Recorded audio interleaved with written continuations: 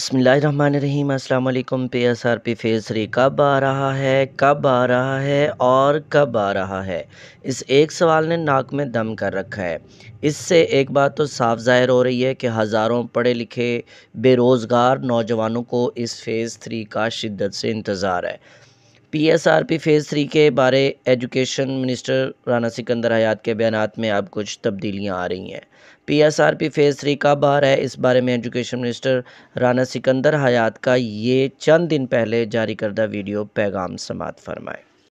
So PSRP phase 3, we are in the process of concluding phase 2.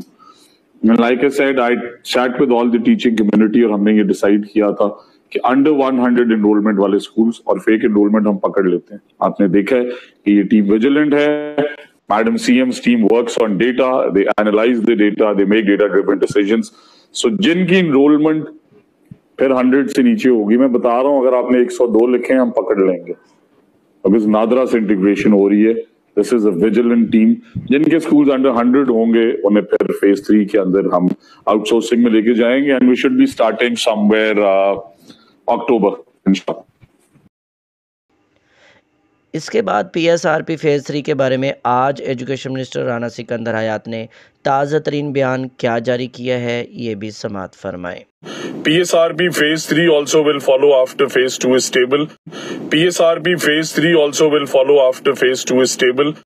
PSRP phase 3 also will follow after phase 2 is stable.